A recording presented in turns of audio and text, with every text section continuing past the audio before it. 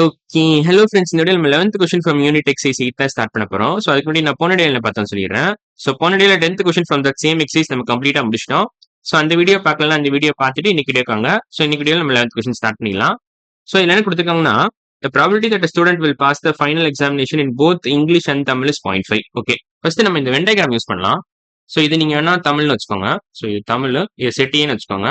தமிழ் தான் செட் ஏ, இங்கிலீஷ் தான் set B. So இந்த ரெண்டு செட்டையும் நம்ம வென் டயகிராம் யூஸ் பண்ணி யூஸ் பண்ணி சால்வ் பண்ண போறோம். ஓகேவா? ஸோ இது செட் பின்னு வச்சுக்கோங்க. ஸோ இது செட் பி. ஸோ இப்போ வேற என்ன இன்ஃபர்மேஷன் கொடுத்துருக்காங்க? Probability that student will pass the final examination both English and Tamil is 0.5. அப்படின்னா என்ன அர்த்தம்? P of A intersection B is equal to 0.5 நீங்க போட்டுக்கலாம்.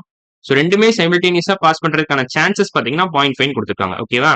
ஸோ அடுத்த பீஸ் ஆஃப் இன்ஃபர்மேஷன் என்ன கொடுத்துருக்காங்க? அந்த probability of passing neither is 0.1. So இது ரெண்டுத்துக்குமே பாஸே பண்ணாம இருக்கிறதுக்கான ப்ராபபிலிட்டி வந்து 0.1 கொடுத்துருக்காங்க. ஸோ இந்த ரெண்டு சர்க்கிள்க்கு வெளில இருக்கணும் அப்பனா. So P of A union B whole complement equal to 0.1 கொடுத்துருக்காங்க. ஓகேவா? ஸோ நெய்தர் எக்ஸாம், அதாவது இங்கிலீஷும் பாஸ் பண்ணக்கூடாது, தமிழும் பாஸ் பண்ணக்கூடாது. அதுக்கான ப்ராபபிலிட்டி பாத்தீங்கன்னா 0.1 கொடுத்துருக்காங்க. So P of A union B whole complement equal to 0.1 நீங்க எழுதிக்கலாம். P of A union B whole complement, இது ரொம்ப முக்கியம். ஏன்னா நெய்தர் திஸ் நார் தட்னு கொடுத்துருக்காங்க. ஸோ இது பேசிக்கா ஏ யூனியன் பியோட ஆப்போசிட். அப்படியே பி ஆஃப் ஏ யூனியன் பியோட ஆப்போசிட் தான் நம்ம இப்போ எழுத போறோம். P of A union B whole complement equal to 0.1. And if the probability of passing the English examination alone, இல்ல English examination is 0.75. Okay. P of B equal to 0.75 போட்டுக்கோங்க. P of B equal to 0.75. P of B passing the English examination is 0.75. Further என்ன கொடுத்துருக்காங்க அவங்க? What is the probability of passing the Tamil examination? அவ்வளவுதான். ஓகேவா? So P of ஏ தான் கண்டுபிடிக்கணும் நீங்க. So P of ஏ நீங்க கண்டுபிடிச்சிட்டீங்கன்னா கேம் ஓவர். ஸோ எப்படி கண்டுபிடிக்கலாம்? ஸோ அவங்க கொடுத்துருக்க க்ளூ வச்சு நீங்க கண்டுபிடிச்சிடலாம். பிளஸ் நம்மகிட்ட வென் டயகிராமும் இருக்கு. ஸோ அதையும் யூஸ் பண்ணிக்கலாம். So P of A intersection B equal to 0.5 அப்படின்னா இந்த இடம் 0.5 வரும். ஸோ அதை நீங்க மார்க் பண்ணிக்கலாம் 0.5. ஓகேவா? P of B equal to 0.75. So P of B உங்களுக்கு தெரியும், என்டையர் சர்க்கிள் கிடைக்கிறதுக்கான ப்ராபபிலிட்டி பாத்தீங்கன்னா 0.75 வரும். ஸோ இந்த பர்டிகுலர் ஈவெண்ட் நடக்கிறதுக்கான ப்ராபபிலிட்டி 0.75. ஸோ இன்ஃபேக்ட் இதெல்லாம் நீங்க எழுதிக்கலாம். ஸோ கரெக்டா ப்ராப்பரா எழுதணும்னா நீங்க என்ன பண்ணலாம்னா, let event A B the event of getting pass marks in Tamil அப்படின்னு வச்சுக்கோங்க. கெட்டிங் பாஸ் மார்க்ஸ் இன் தமிழ்னு வச்சுக்கோங்க. Getting pass marks in Tamil. Let event B the event of getting pass marks in English அப்படின்னு வச்சுக்கலாம். அவ்வளவுதான். ஸோ அந்த மாதிரி நீங்க போட்டுக்கிட்டீங்கன்னா உங்களுக்கு அந்த எக்ஸாம் தகுந்தபடி ஃபார்மேட்ல எழுதுற மாதிரி கணக்கு வந்துடும்.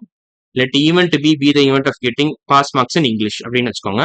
ஸோ நான் என்ன பண்றேன், இதை காப்பி பேஸ்ட் பண்ணிக்கிறேன். நான் மறுபடியும் ஃபுல்லா எழுத போறது இல்லை. கண்ட்ரோல் சி, கண்ட்ரோல் வி, இதை கீழே எழுதிக்கோங்க. அப்புறம் இங்கிலீஷ் மட்டும் தமிழுக்கு பதிலாக இங்கிலீஷ் எழுதிக்கிறாங்க. ஸோ அப்போ சிம்பிளா முடிஞ்சிடும் உங்களுக்கு. Getting pass marks in English exam. ஓகேவா? இங்கிலீஷ் எக்ஸாம், அவ்வளோதான். So event A event B நம்ம டிஃபைன் பண்ணிட்டோம். ஸோ இப்போ நம்ம என்ன பண்ண போறோம்னா, இந்த இன்ஃபர்மேஷன்லாம் யூஸ் பண்ணி நம்ம இந்த கொஸ்டினுக்கான ஆன்சர் கண்டுபிடிக்க போறோம்.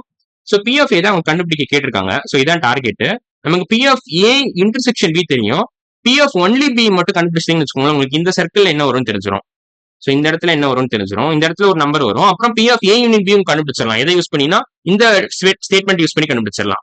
இந்த particular piece of information use பண்ணி நம்ம பி ஆஃப் ஏ யூனியன் பியும் கண்டுபிடிச்சிடலாம். ஸோ ஒன்ஸ் இதுவும் தெரியும், பட் இது மட்டும் கண்டுபிடிக்க முடியலன்னா P of A union B minus these two numbers பண்ணீங்கன்னா உங்களுக்கு ஆன்சர் கிடைச்சிடும். அவ்வளவுதான். ஓகேவா?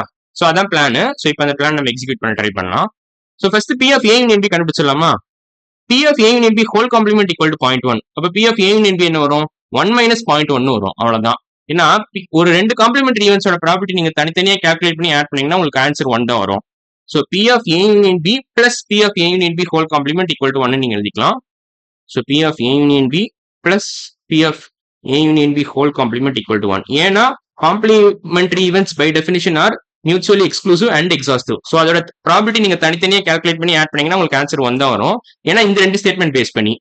So A union B equal to entire sample space நீங்க சொல்லிடலாம். ஏ இன்டர்செக்ஷன் பி பாத்தீங்கன்னா 4 set.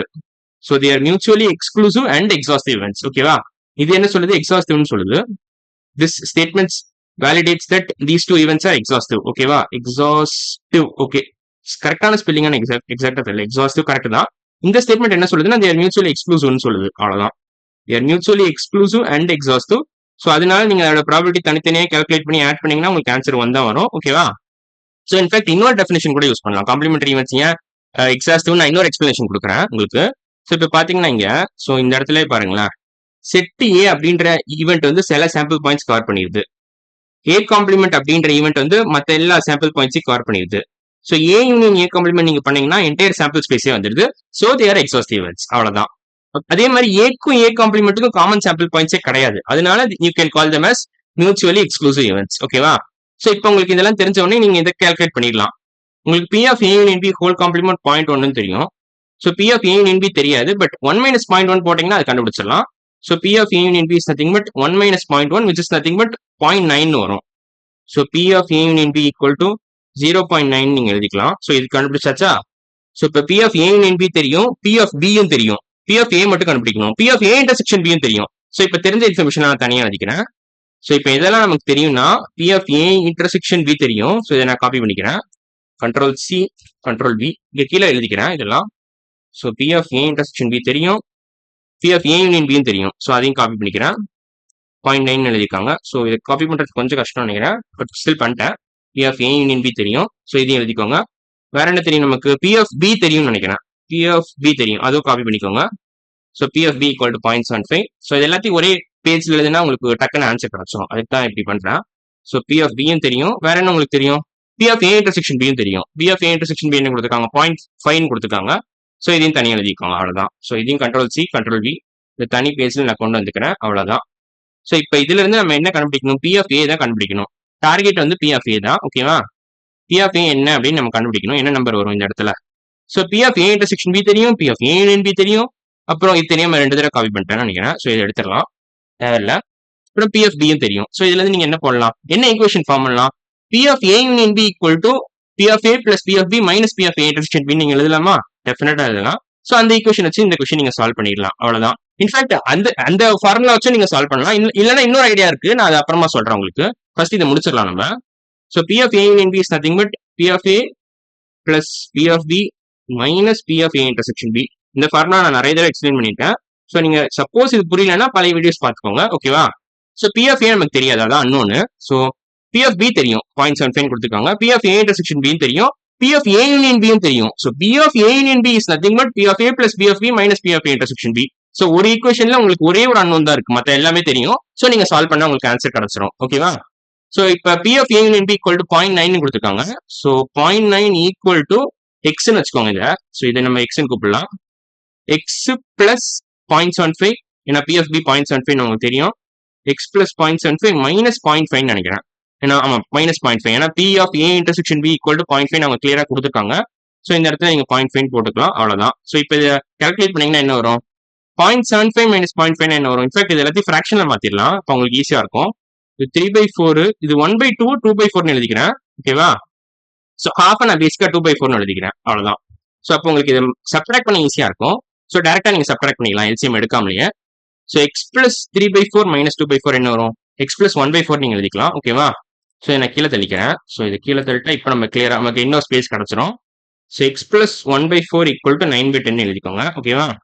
9/10. So X is equal to 9/10 minus 1/4 எழுதிக்கோங்க. So both sides of the equation நீங்க மைனஸ் 1/4 ஆட் பண்ணீங்கன்னா உங்களுக்கு ஆன்சர் கிடைச்சிரும். அவ்வளவுதான். So minus 9/10 minus 1/4 X plus 1/4 minus 1/4. So இதையும் கேன்சல் பண்ணிடலாம். 9/10 மைனஸ் 1/4 தான் ஓவரால் ஆன்சர் வரும். ஸோ 9/10 மைனஸ் 1/4 இது எப்படி போடலாம் நம்ம? ஆக்சுவலா 9 into 4, இங்க 10க்கும் 4க்கும் எல்சிஎம் என்ன வரும்? ஆக்சுவலா எல்சிஎம் நம்ம என்ன பண்ணலாம்னா 1/4 நீங்க 2.5 மல்டிப்ளை பண்ணலாம் both sides of the fraction. ஓகேவா? அப்போ உங்களுக்கு 10 கிடைச்சிரும் டினாமினேட்டர்ல. ஸோ 9/10 அப்படியே வச்சுக்கோங்க. ஸோ அதை இப்போதைக்கு அதை விட்டுருங்க, அதை மறந்துருங்க. 9/10 1/4 நீங்க மேலேயும் 2.5 மல்டிப்ளை பண்ணுங்க, கீழேயும் 2.5 மல்டிப்ளை பண்ணுங்க. உங்களுக்கு ஆன்சர் என்ன வரும்? 2.5/10 கிடைக்கும் உங்களுக்கு. ஓகேவா? ஸோ நான் மறுபடியும் அதை கீழே தட்டேன். ஸோ 2.5/10 என்ன வரும்? 2.5/10 நீங்க சிம்பிளிஃபை பண்ணலாம் இதையும்.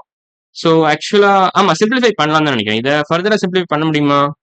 ஓகே, ஆக்சுவலா நான் வந்து தப்பான ஸ்ட்ராட்டஜி தான் யூஸ் பண்ணேன். ஆக்சுவலா இந்த இடத்துல இதெல்லாம் ரொம்ப காம்ப்ளிகேட்டட் ஸ்டஃப். ஸோ இது எல்லாத்தையும் எடுத்துருங்க. ஸோ இப்போ நான் கொஞ்சம் கிளீனா எழுதிக்கிறேன் இதை. ஸோ இப்போ நம்ம இந்த ஸ்ட்ராட்டஜி யூஸ் பண்ண வேண்டாம். ஸோ 9/10 மைனஸ் 1/4 நம்ம ப்ராப்பரா பண்ணலாம். So both sides of the equation நம்ம இப்போ 10க்கும் 4க்கும் எல்சிஎம் எடுக்கலாம். ஸோ 10க்கும் 4க்கும் நீங்க எல்சிஎம் எடுத்தீங்கன்னா ஆக்சுவலா உங்களுக்கு ஆன்சர் 20 தான் வரும். இதோட எல்சிஎம் பாத்தீங்கன்னா எல்சிஎம் ஆஃப் 10,4 உங்களுக்கு ஆன்சர் 20 வரும். ஸோ இப்படி போட்டீங்கன்னா நீங்க இந்த கால்குலேஷன் டக்குன்னு போட்டுடலாம். இதை ஈஸியா கம்ப்யூட் பண்ணலாம். ஸோ 9/10 நீங்க இன்டூ 2/2 போட்டுக்கோங்க. ஸோ அதை 18/20 எழுதிக்கலாம். ஓகேவா? அதே மாதிரி 1/4 நீங்க என்ன பண்ணுங்க, இன்டூ 5/5 போட்டுக்கோங்க. அவ்வளவுதான். ஸோ இப்போ 5/20 எழுதலாம். ஸோ 18/20 மைனஸ் 5/20 நீங்க ஈஸியா போட்டுக்கலாம். அது ரொம்ப ஈஸி தான். So 18/20 minus 5/20 is nothing but 13/20. So answer வந்து உங்களுக்கு 13/20 தான் ஓவரால் ஆன்சர் வரும். So P of A is nothing but 13/20. So probability of passing in Tamil examination equal to 13/20 நீங்க எழுதிக்கலாம். ஓகேவா? So passing in Tamil examination is nothing but answer வந்து 13/20 எழுதிக்கலாம். 13/20. ஓகேவா? ஸோ 11th கொஸ்டின் நம்ம கம்ப்ளீட்டா முடிச்சிட்டோம். ஸோ இன்னொரு ஐடியா நான் என்ன சொன்னேன்னா, ஆக்சுவலா இன்னொரு விதமா இந்த கொஸ்டின் நீங்க சால்வ் பண்ணலாம். ஸோ உங்களுக்கு P of A intersection B தெரியும், P of A union B தெரியும். நான் மறுபடியும் எழுதிக்கிறேன். P of A union B 0.9 கொடுத்துருக்காங்களா?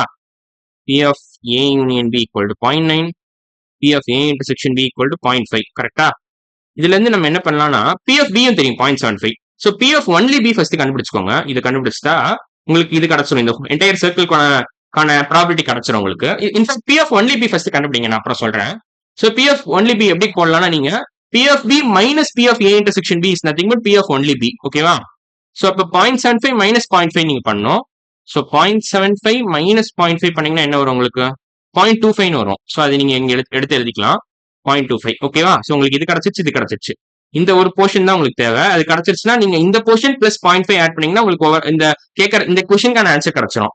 Probability of passing the Tamil examination அப்படின்ற கொஸ்டினுக்கான ஆன்சர் கிடைச்சிடும். ஒன்ஸ் இந்த போர்ஷன் மட்டும் கிடைச்சிருச்சுன்னா உங்களுக்கு இந்த பர்டிகுலர் போர்ஷன் மட்டும் உங்களுக்கு வேணும் இப்ப. ஸோ இது எப்படி கண்டுபிடிக்கலாம்? So P of A union B minus of 0.5 plus 0.25 எழுதலாம். அவ்வளவுதான். ஸோ என்ன பண்ண போறோம்னா, இப்ப நான் கொஞ்சம் கீழே தெளிக்கிறேன் லைட்டா. ஸோ இப்ப என்ன பண்ண போறோம்னா, P of A union B இருந்து இது ரெண்டுத்தையும் சப்ட்ராக்ட் பண்ண போறோம். So P of A union B minus P of B போட்டா உங்களுக்கு P of A கிடைச்சிடும். இல்ல P of only A கிடைச்சிடும். ஓகேவா? So P of A union B minus P of B போட்டீங்கன்னா உங்களுக்கு P of A கிடைச்சிரும். அவ்வளவுதான். ஸோ இதை பண்ண போறோம்.